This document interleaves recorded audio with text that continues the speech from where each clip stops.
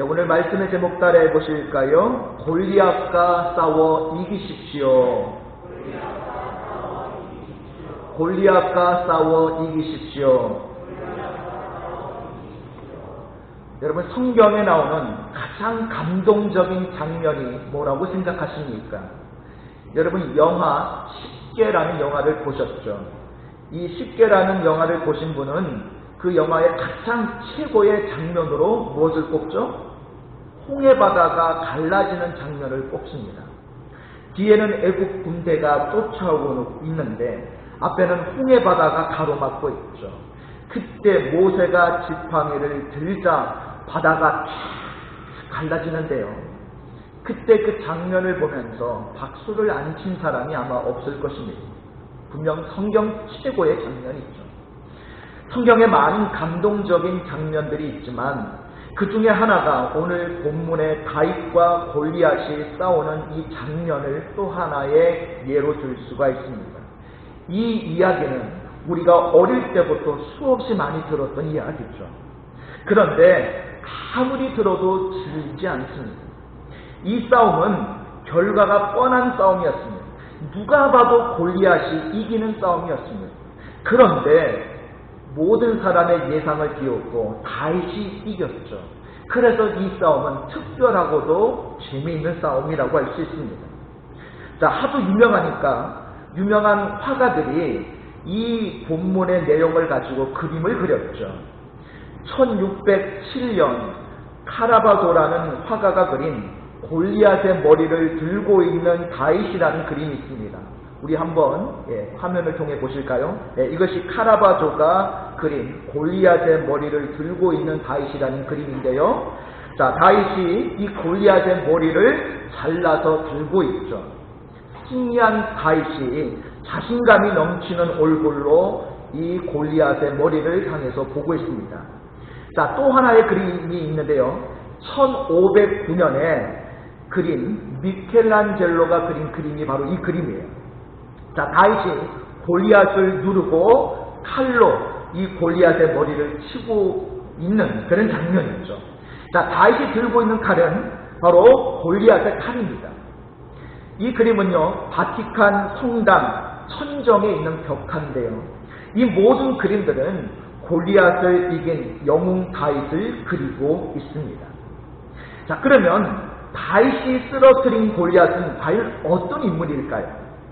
자, 성경학자들의 의견이 조금 엇갈리기도 하는데 어떤 사람은 그가 블레셋 족속이었다라고 하는 사람도 있고 또 어떤 사람은 블레셋 족속이 아니라 블레셋 족속이 고용한 용병이었다라고 이야기하는 사람도 있습니다. 자, 오늘 본문에서는 이 골리앗을 이렇게 소개하고 있죠. 우리 사무엘상 17장 4절을 같이 읽겠습니다. 시작. 블레셋 사람들의 진영에서 싸움을 도두는 자가 왔는데 그의 이름은 골리앗이요 가드 사람이라 그의 키는 6규빗 1뼘이요. 자, 오늘 성경은 이 골리앗을 뭐라고 소개합니까? 싸움을 뭐하는 자? 도두는 자라고 그렇게 소개하고 있죠. 그리고 이 골리앗의 고향이 어디라고 나와 있어요? 가드라고 나와 있죠. 이 가드라는 곳은요, 여러분, 출애굽 시대에 아낙 자손들이 살던 가나안 땅에 이 가드가 있습니다. 민수기 13장에 보면 12정탐꾼들이 이곳을 정탐하고 보고한 이야기가 나오는데요. 거기 민수기 13장 33절에 이런 보고를 하죠. 거기서 네피림 후손인 아낙 자손의 거인들을 보았나니 우리는 스스로 보기에도 메뚜기 같으니 라고 보고를 합니다. 그러니까 12정탐꾼들이 이곳에 와서 거인족들을 보았다라고 보고하고 있죠. 골리앗도 아마 아낙 자손의 후손으로 거인족인데 블레셋 사람이 이곳에 와서 전쟁을 위해서 채용한 용병이었다라고 성경학자들 중에 그렇게 이야기하는 사람들도 있습니다. 자, 그가 블레셋 사람이었던 또는 채용당한 용병이었던 중요한 것은 그가 지금 블레셋 편에 서 있다라는 거죠. 자, 이제 우리는 이스라엘 역사의 길이 남을 이 세기적 전쟁의 현장으로 들어가 보도록 하겠습니다. 오늘 말씀을 통해서 우리가 우리 자신에게 물어봐야 할 질문이 바로 이것이에요. 나에게 골리앗은 무엇인가? 나는 어떻게 골리앗을 이길 수 있는가? 오늘 이 시간 주시는 말씀을 통해 오늘 이 질문에 대한 분명한 답을 또 승리의 비결을 함께 말씀을 통해 배우시는 저와 여러분 되시기를 바랍니다. 자, 그렇다면 우리는 어떻게 골리앗을 이길 수 있을까요? 자, 첫 번째로 한번 따라해 보실까요? 두려워하지 말라. 자, 골리앗과의 싸움에서 가장 중요한 것은 두려워하지 말아야 한다라는 것입니다. 자, 골리앗이 얼마나 두려운 존재인지 말씀을 한번 볼까요? 여기 4절에 보니까 블레셋 사람들의 진영에서 싸움을 두드는 자가 왔는데, 자, 그의 이름이 골리앗이고 가드 출신인데 여기에 그의 키가 언급되어 있죠. 그의 키는 6규빗 1뼘이다 라고 나와 있습니다. 자, 여러분, 6규빗 1뼘, 옛날 도량형으로 한 규빗은 남자의 손가락 끝에서 팔꿈치까지의 길인데요. 보통 45.5cm 정도 됩니다. 그러면 이것을 6규빗 1뼘을 적용을 해보면 키가 2m 90 정도 된다라고 이렇게 계산이 나와요. 자, 여러분, 2m 90, 2m도 어마어마하게 큰 키인데 2m 90이라는 키는요, 아마 농구에 있어서 스카우트 제1순위가 될 만한 그런 신체적인 조건을 가지고 있다라고 할 수가 있죠. 키만 컸던 것이 아닙니다. 사무엘상 17장 5절에서 7절 우리 3절 말씀을 같이 읽어보겠습니다. 5절에서 7절 시작. 머리에는 노투브를 썼고 몸에는 비늘 갑옷을 입었으니 그 갑옷의 무게가 놋 5,000세겔이며 그의 다리에는 놋 각반을 쳤고 어깨 사이에는 놋 단창을 메었으니 그 창자루는 배틀채 같고 창날은 철 600세겔이며 방패 든 자가 앞서 행하더라. 아멘. 자, 골리앗은 몸을 갑옷으로 칭칭 감고 있었죠. 노수로 된 갑옷을 입고 어깨에서부터 무릎까지 덮고 있었기 때문에, 갑옷으로 덮고 있었기 때문에 어떤 화살로도 뚫을 수 없을 만큼 완전 무장을 하고 있었습니다. 자, 그 갑옷만도 여기 보니까 5,000세겔이라고 무게가 나와 있죠. 요즘으로 환산을 하면 80에서 90kg 정도 되는 무게입니다. 자, 또 투구는 노투구를 썼고 다리에는 놋 각반을 착용했고 어깨에는 놋 단창을 메고 있었다라고 말씀하고 있죠. 그 창날 무게만 해도 600세겔이라고 나와 있는데 계산을 하면 약 9kg에서 11kg 정도 나가는 무게입니다. 자, 그 엄청난 거인이 여러분 앞에 서 있다라고 한번 생각해 보십시오. 한번 싸워볼만 하겠습니까? 키는 2m 90에, 자, 갑옷만 90kg고 이 키를 어느 정도 위치해 봤을 때에 몸무게가 한 200kg 정도 나간다라고 봅니다. 그런 거구가 무거운 창을 메고 완전 무장을 하고, 야! 이놈들아 나와라! 나와 싸우자! 싸울 놈이 하나도 없냐? 이 못난 놈들 같으니라고 이렇게 큰 소리를 지른다고 한번 생각해 보십시오. 얼마나 두렵겠습니까? 그나마 하루 이틀도 아니에요. 사무엘상 17장 16절에 보니까요, 그 블레셋 사람이 40일을 조속으로 나와서 몸을 나타내었다라고 말씀하고 있습니다. 무려 40일간이나 소리를 지르고 이렇게 이스라엘 백성들을 계속해서 조롱하고 있었던 거죠. 그러니 이스라엘 사람들이 어떠했겠습니까? 사무엘상 17장 24절에 보면요, 이스라엘 모든 사람이 그 사람을 보고 심히 두려워하여 그 앞에서 도망하며 라고 말씀합니다. 이스라엘 백성들은요, 두려워 떨었고 도망가기 바빴습니다. 그렇다고 이스라엘에 용사가 없었느냐? 그렇지도 않았어요. 사울의 아들로서 부하 한 명만 데리고도 블레셋으로 들어가서 20명의 블레셋 사람들을 죽인 요나단이 있었고요. 또 사울 왕의 용감한 장수였던 아브넬도 있었습니다. 그러나 이들도 골리앗 앞에서는 어떻게 해볼 수가 없었던 거죠. 이리 오너라! 하나님을 믿는다는 이놈들, 내가 그냥 완전히 박살을 해줄게! 빨리 나와서 내 창을 받아봐라! 이놈들! 이렇게 소리 지르는데 아무도 나서는 사람이 없었습니다. 문제는 무엇입니까? 두려움이에요. 그들은 싸워보기도 전에 이 골리앗의 기세에 이미 눌려있죠. 골리앗이 주는 두려움이 이스라엘 백성들을 지배하고 있었던 것입니다. 여러분, 전쟁은 왜 일어나고 전쟁의 가장 큰 비극은 무엇일까요? 예일대 역사학 교수 도널드 케이건이 쓴 전쟁의 기원이라는 책이 있습니다. 이 책에서 그는 사람들이 전쟁을 일으키는 세 가지 동기를 말하고 있는데요. 자, 첫 번째 이유는 빵 때문이다 라고 이야기합니다. 빵. 사람들이 전쟁하는 가장 큰 이유는 빵 때문이라는 거예요. 경제적, 정치적 이익 때문입니다. 빵 때문에 빵빵하고 전쟁한다라는 거예요. 두 번째는 명예 때문이다 라고 말하고 있습니다. 자존심 때문이다 라고 할 수 있죠. 2차 세계대전 때 독일 사람들의 전쟁의 동기는 게르만 민족의 우월성 때문이었죠. 한때 영국이 전 세계를 지배할 때 그들은 앵글로색슨족이라는 이 어떤 민족적 자부심 때문에 사실 세계 정복에 나섰던 거죠. 그것을 지키기 위해 싸운다라는 겁니다. 그리고 세 번째 동기는 두려움 때문이다라고 말하고 있어요. 전쟁은 심리적으로 상대가 두렵기 때문에 일어나는 것이다 라고 이야기합니다. 힘이 넉넉하면 압도할 만한 힘을 가지고 있으면 오히려 전쟁이 필요 없다라는 거죠. 지금 북한이 딱 그런 상황입니다. 자, 강대국들이 두렵고 특별히 그중에 미국이 들어오니까 어떻게 해요? 자꾸 핵을 만들고 있는 거죠. 미국 쪽에서는 전쟁을 원치 않습니다. 왜냐하면 힘이 있기 때문이죠. 힘이 없는 북한 쪽에서 군사력에 올인하고 있는 거예요. 두렵기 때문입니다. 이 전쟁은 이처럼 두려움 때문에 일어나는 것입니다. 이것이 바로 전쟁의 본질이에요. 자, 지금 2m 90에 200kg의 도구가 90kg의 갑옷을 입고 소리를 지르고 있습니다. 누구 좀 나와봐! 이스라엘은 아무도 없나?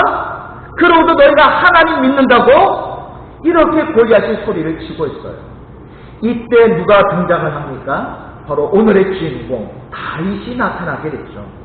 사실 다윗은 아무것도 모르고 아버지 심부름 때문에 이곳에 온 것입니다. 그러다가 골리앗이 지르는 소리를 듣게 되었는데 그 이야기를 들은 다윗의 첫 반응이 이것이었습니다. 뭐? 하나님이 어째고 어째? 그래서 다윗은 그 말에 열받아가지고 자기가 골리앗과 맞서 싸우겠다고 했는데 그때 두 사람이 그를 이렇게 말리게 됐죠. 자, 첫 번째는 큰 형 엘리압이 그를 말립니다. 자, 이 엘리압이 다윗을 보자 이렇게 소리를 쳐요. 사무엘상 17장 28절을 현대어 성경으로 읽어드리겠습니다. 야, 여기서 뭐 하는 것이냐? 양떼는 어떻게 하고?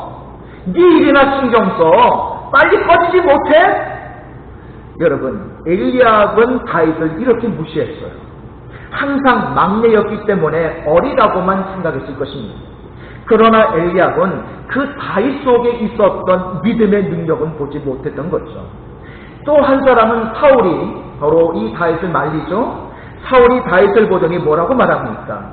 사무엘상 17장 32절 33절을 역시 현대어 성경으로 읽어드리겠습니다. 너는 저 블레셋 사람과 싸울 수 없어. 너는 너무 어리고 경험도 없어. 저 블레셋 사람은 네가 태어나기 전부터 싸움판에서 잔뼈가 굵은 자야. 그런데도 그 자를 네가 어떻게 이겨? 집으로 빨리 돌아가. 여러분, 사울이 하는 말을 보십시오. 다윗을 얕잡아보고 있지 않습니까? 그런데 이 엘리압과 사울왕 이 두 사람에게 공통점이 있습니다. 뭘까요? 하나님이 없다라는 거예요. 이 사람들은 한 번도 하나님 이야기를 하지 않습니다. 이들에게 없는 것은 무기가 아니라 하나님이 없었던 거죠. 결국 다윗이 골리앗과 맞서 싸우게 되는데 그때 다윗이 이 골리앗에게 뭐라고 말을 합니까? 우리 사무엘상 17장 44절 45절 같이 했습니다. 시작. 그 블레셋 사람이 또 다윗에게 이르되 내게로 오라. 내가 내 살을 공중의 새들과 들짐승들에게 주리라 하는지라. 다윗이 블레셋 사람에게 이르되 너는 칼과 창과 단창으로 내게 나아오거니와 나는 만군의 여호와의 이름 곧 내가 모욕하는 이스라엘 군대의 하나님의 이름으로 내게 나아가노라. 할렐루야. 여러분 대단하지 않습니까?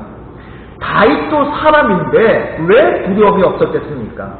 그에게는 두려움이 없었던 것이 아니라 두려움보다 믿음이 더 컸다라고 볼 수가 있는 거죠. 두려움의 가장 큰 문제는요, 두려움의 대상보다는 두려움 자체에 집중하게 만들어서 두려움 때문에 스스로 죽게 만든다는 거예요. 이때 필요한 것이 바로 뭐냐? 믿음이에요. 믿음과 두려움은요 서로 상극이에요. 믿음이 있으면 두려움을 이깁니다. 그런데 믿음이 없으면 어떻게 돼요?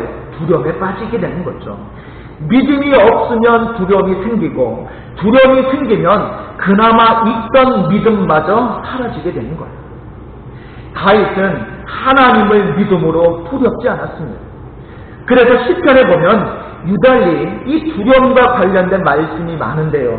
우리 한 구절씩 믿음으로 같이 읽어보도록 하겠습니다. 우리 먼저 시편 3편 6절을 같이 읽습니다. 시작. 천만인이 나를 애워싸 진친다 하여도 나는 두려워하지 아니하리이다. 아멘. 우리 시편 56편 11절 같이 읽겠습니다. 시작. 내가 하나님을 의지하였은즉 두려워하지 아니하리니 사람이 내게 어찌하리까. 아멘. 또 하나 보겠습니다. 시편 118편 6절이에요. 시작. 여호와는 내 편이시라. 내가 두려워하지 아니하리니 사람이 내게 어찌할까. 아멘. 여러분, 전쟁은 두려움 때문에 생기고 전쟁은 우리에게 두려움을 안겨줍니다. 그러나 믿음이 있는 사람은 두려워하지 않습니다. 여호와께서 내 편인데 내가 누구를 두려워하겠냐. 이 믿음 갖게 되시기를 바랍니다. 다윗과 골리앗의 싸움에서 성경에서 오늘 강조하는 게 있는데요. 다윗에게는 칼이 없었다는 것을 강조하고 있어요. 우리 사무엘상 17장 50절을 같이 읽겠습니다. 시작. 다윗이 이같이 물매와 돌로 블레셋 사람을 이기고 그를 쳐 죽였으나 자기 손에는 무엇이 없었더라? 칼이 없었더라. 여러분, 왜 성경이 다윗의 손에는 칼이 없었다는 것을 강조하고 있을까요? 칼이 없어도 얼마든지 뭐 할 수 있다? 이길 수 있다는 것을 지금 보여주고 계시는 거예요. 다윗은 무기로 싸운 것이 아닙니다. 골리앗처럼 갑옷 입고 싸운 것이 아니에요. 다윗에게 있었던 것은 하나님을 의지하는 믿음의 물맷돌 5개였습니다. 다윗과 골리앗이 싸웠던 이 현장은요, 블레셋과 이스라엘의 중간 지역입니다. 이스라엘은 전통적으로 유목민들이기 때문에 산악지대를 배경으로 살았죠. 헤브론, 베들레헴, 예루살렘 모두 산악지역입니다. 그런데 블레셋은 해양 민족이기 때문에 바닷가에 살죠. 두 민족이 가나안 땅을 놓고 대결하면 어쩔 수 없이 중간 지점에서 만나게 되는데 이곳을 쉐펠라라고 부르고 성경에서는 평지라고 번역을 하고 있습니다. 바로 이곳이 오늘 다윗과 골리앗이 싸운 엘라 골짜기죠. 넓고 평온하게 보이는 엘라 골짜기에서 운명을 건 두 민족 간의 세기적 전쟁이 일어나고 있습니다. 이곳에 가면 지금도 시내가 흐르고 있고 그 시내가에 가면 지금도 물맷돌이 있다고 해요. 지금도 목동들이 그 물맷돌을 들고 다닌다고 합니다. 다윗은 이곳에서 물맷돌을 주우면서 무슨 생각을 했을까요? 아마 기도했을 것입니다. 지금 자기는 어리고 무기도 없고 나라는 풍전등화처럼 위기에 처해 있습니다. 자기라도 이 골리앗을 막아내지 못하면 나라가 망하게 될 것입니다. 그래서 물맷돌을 주우면서 그는 간절히 하나님께 기도했을 것입니다. 하나님 도와주세요. 나를 살려주세요. 하나님이 살아계신 것을 보여주세요. 그러면서 물맷돌 5개를 주었습니다. 그가 의지했던 것은요, 철저하게 하나님의 능력이었습니다. 그런데 골리앗의 작전이 참 재미있는 것이요, 골리앗은 1대1 싸움을 하자고 제안을 했었죠. 자, 그러니까 이스라엘 대표 중에 한 사람이 나와서 자기와 싸워서 결판을 내자는 거예요. 자, 우리 사무엘상 17장 9절을 같이 읽겠습니다. 시작. 그가 나와 싸워서 나를 죽이면 우리가 너희의 종이 되겠고, 만일 내가 이겨 그를 죽이면 너희가 우리의 종이 되어 우리를 섬길 것이니라. 아멘. 자, 이 말이 이스라엘 사람들을 더 두렵게 한 거죠. 아니, 몽땅 달라붙어서 싸워도 이길까 말까 하는데 누가 1대1로 싸워서 저 골리앗을 이길 수 있겠는가? 그래서 백성들은 더 떨었던 것입니다. 그러나 우리는 기억해야 됩니다. 오늘 다윗이 고백한 것처럼 전쟁은 하나님께 속하였습니다. 하나님이 함께 하시면 이기는 줄 믿습니다. 여러분, 구약부터 신약까지 어떤 싸움도 하나님이 함께 하신 싸움은 다 이겼죠. 도단성에서 아람과 싸웠던 엘리사의 싸움도 하나님이 함께 하셔서 이겼습니다.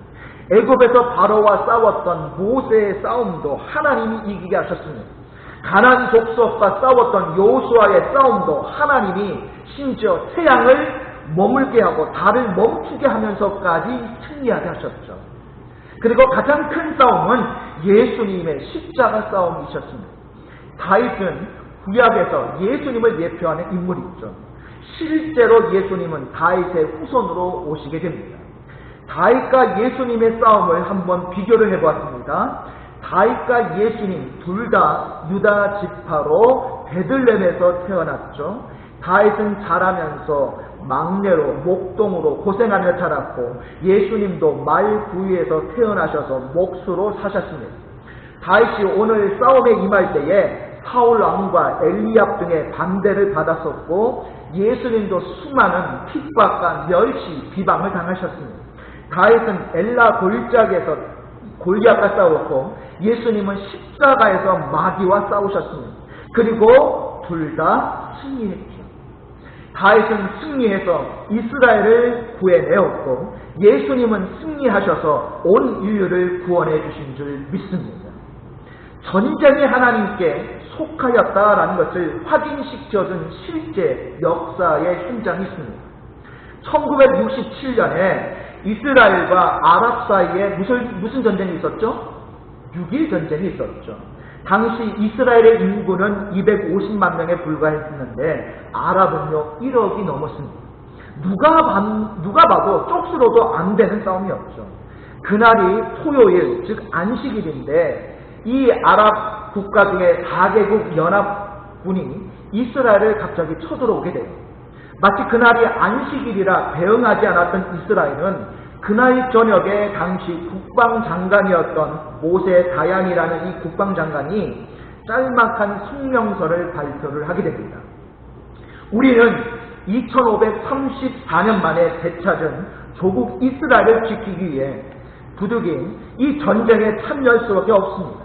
그러나 전쟁이 일어나면 우리는 최단 기간 내에 반드시 승리할 것입니다.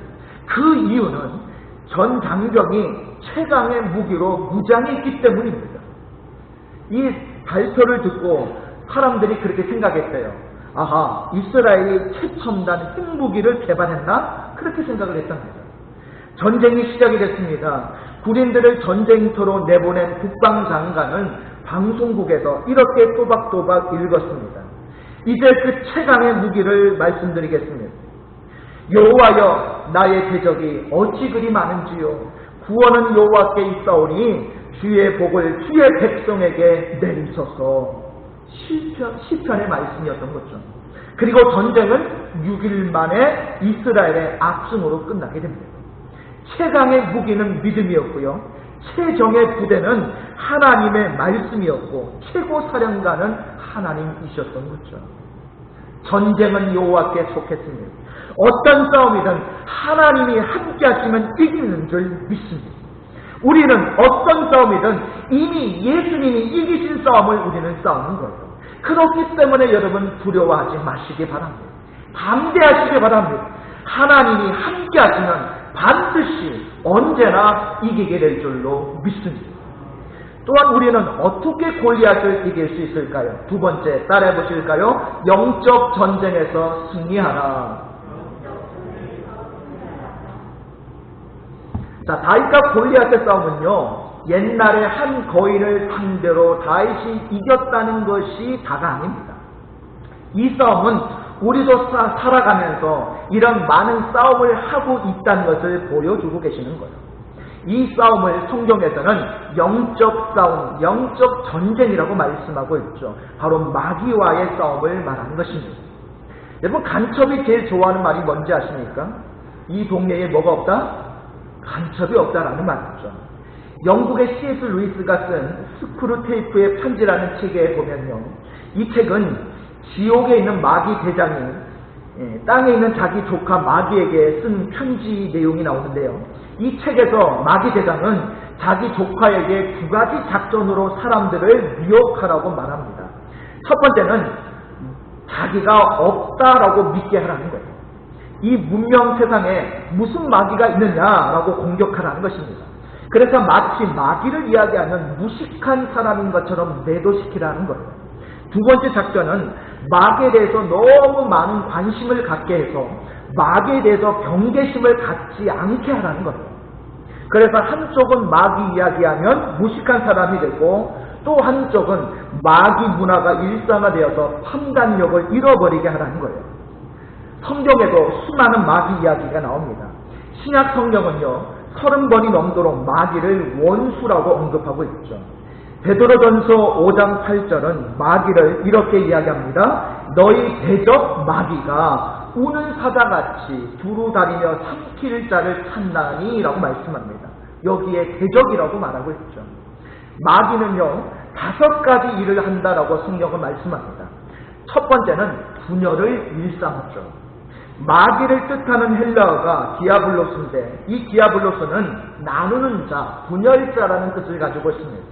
아군과 적군, 네 편, 내 편, 마귀가 역사하는 곳은 끊임없이 분열이 일어나죠. 그렇게 좋았던 사람들을 이간질해서 갈라놓습니다. 성령은 하나 되게 하시지만 마귀는 분열시키는 일을 합니다. 두 번째로 마귀는 죽이는 일을 하죠. 요한복음 10장 10절에 보니까요, 도둑이 오는 것은 도둑질하고 죽이고 멸망시키는 것뿐이요 라고 말씀합니다. 마귀가 역사하는 곳은 언제나 죽이는 일이 일어났죠. 모함하고 비방하고 정죄해서 죽입니다. 세 번째로 마귀는요, 의심하게 해요. 선악과를 먹으면 반드시 죽을 것이라는 하나님의 명령을 받은 하와에게 사단이 다가와서 뭐라고 얘기를 해요? 선악과를 먹더라도 결코 죽지 아니하리라 라고 말했죠. 이처럼 마귀는 하나님의 말씀을 의심하게 하고 사람들을 의심케 하고 서로 불신하게 만들어요.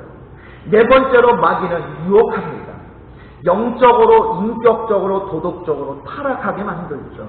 그리고 마지막 5번째로 마귀는요, 미혹해요. 미혹은 신앙적으로 탈선하게 만듭니다.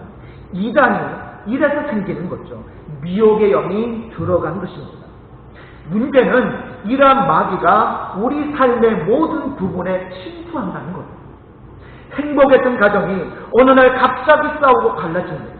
왜 그렇게 사이좋던 부부가 갈라서는지 우리는 잘 모릅니다. 아마 여러 가지 이유가 있을 것입니다. 그러나 우리가 놓치는 것이 있습니다.